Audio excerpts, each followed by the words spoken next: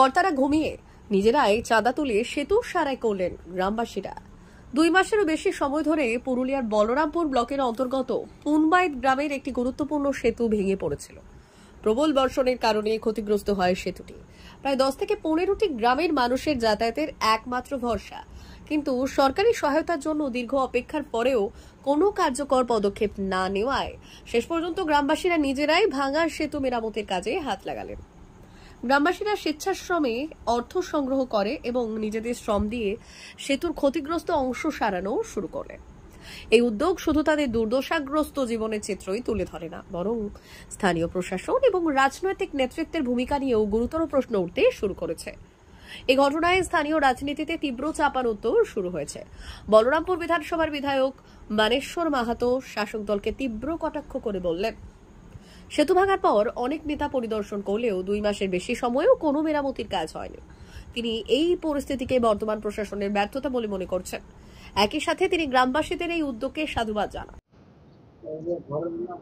দেখুন, এটা বর্তমান শাসক দলের টিএমসি গভর্নমেন্টের একটা লজ্জা। এই লজ্জা টিএমসি রাখবে কোথায়? আজকে দীর্ঘ 2-2.5 মাস ধরে প্রায় পাহাড়ের পাদদেশে অনেকগুলো গ্রামের যে বাসিন্দা আছে মূল শহরের সাথে ওনাদের যোগাযোগ বিচ্ছিন্ন আছে। তো দীর্ঘদিন ধরে এইভাবে থাকার পরে ওনাদের যে অসুবিধা, কেন কি বলরামপুরে আছে হসপিটাল, বলরামপুরে আছে ব্লক, বলরামপুরে আছে স্বাস্থ্যকেন্দ্র, তো মানুষ প্রতিদিন এইখানে আছে। তো এটা প্রশাসনিক, এর আগেও আমি বলেছিলাম, বিডিওকে বলেছিলাম যে আপনি সাহেব এটা দেখুন, তাড়াতাড়ি যেন অতি সত্বর এটা মেরামত করা হয়। তো প্রশাসন থেকে কোনো রকম আশ্বাস এখনো পর্যন্ত দেওয়া হয় নাই। এটা আমি বলবো টিএমসি সরকারের একটা লজ্জা, এবং এটা গ্রামবাসীরা নিজেরা যে নিজেদের উদ্যোগে এখন আপাতত পারাপার করার জন্য যে রাস্তাটা তৈরি করছে, গ্রামের মানুষদেরকে আমি সাধুবাদ জানাই, ধন্যবাদ জানাই। কেন প্রশাসনের অবহেলার জন্য মানুষ তো দীর্ঘদিন এইভাবে থাকতে পারে নাই। আচ্ছা, বিধায়ক হিসেবে সেখানে কি পরিদর্শনে যাবেন কিংবা গিয়েছেন? আমি একবার গিয়েছিলাম, গিয়ে আমি ওইখান থেকেই আমি তখন ভিডিওকে আমি বলেছিলাম যে এটা আপনি একবার দেখুন। উনি বললো যে ঠিক আছে দেখছি। তো এখন ওনারা কবে দেখবেন? কেন কি ওর গ্রামটার উপরেই সম্ভবত আমি যেটা জানি আমাদের যে জেলা পরিষদ ম্যাডামের বাড়ি আছে, তো উনি তো জেলা পরিষদ থেকে অতি সত্বর কাজটা স্যাংশন করাতে পারেন। তো কোথায় কি আপত্তি আছে, কোথায় কি খামতি আছে, বা কোথায় কি চাপ আছে, সেটা টিএমসির নেতারা বলতে পারে। কেন উনাদের দেখুন সবসময় ওনারা ব্যস্ত আছে বিভিন্ন রকম কাটমানি, তোলাবাজি, ধান্দাবাজি নিয়ে। এইটা হচ্ছে ওনাদের একটা ব্যবসা। টিএমসি মানে হচ্ছে চোর চট্টা দল। তো ওনারা মানুষের উন্নয়নের জন্য তো আর ওনাদের দেখার সময় নাই। তাই অন্যদিকে গেরুয়া অঞ্চল তৃণমূল কংগ্রেসের সভাপতি ছোটন সিং সর্দার বিধায়কের এই অভিযোগ অস্বীকার করে বললেন, ইতিমধ্যে প্রশাসনের পক্ষ থেকে প্রয়োজনীয় রিপোর্ট ঊর্ধ্বতন কর্তৃপক্ষের কাছে পাঠানো হয়েছে। তিনি পাল্টা অভিযোগ করলেন যে বিধায়ক তার 4.5 বছরে কোনো উন্নয়নমূলক কাজ করতে পারেননি বলেই এখন সমালোচনা করছেন। দেখুন, আমাদের এটা আজকে আমাদের যে বড় বন্যা হলো, সেই বন্যায় আমাদের ভেঙে গেছে। তো ভেঙে যাওয়ার পর আমাদের স্পট এইখানের আমাদের বলরামপুর বিডিও সাহেব পরিদর্শনে এসেছিল। ওনারা আশ্বাস দিয়ে গেছেন যে বর্ষার পরেই কাজ হবে, কিন্তু আজ পর্যন্ত কোনো কাজ হয়নি। এইখানে আমাদের সমস্ত মানে স্কুল হচ্ছে আমাদের দেউলি স্কুল, তাহলে সমস্ত বাচ্চাদের অসুবিধা হচ্ছে।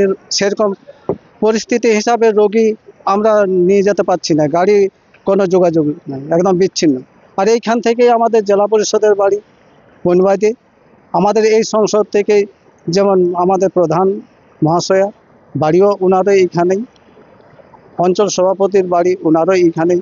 ওনাদেরকে আমরা বললে ওনারা অবশ্যই বলে সব হয়ে গেছে, পাস হয়ে গেছে স্কিম, কিন্তু কবে যে কাজ হবে তার আমরা বুঝতে পারছি না। কিন্তু এখন যাতায়াতের জন্য আমরা সেটাও বলেছিলাম ওনাদেরকে, যে এখন যে ছোট ছোট বাচ্চারা স্কুল যাচ্ছে, রোগী এমার্জেন্সি রোগী পেশেন্ট হয়ে যাচ্ছে, সেই পেশেন্টের জন্য গাড়ি এখানে কোনো প্রবেশ করতে পারছে না।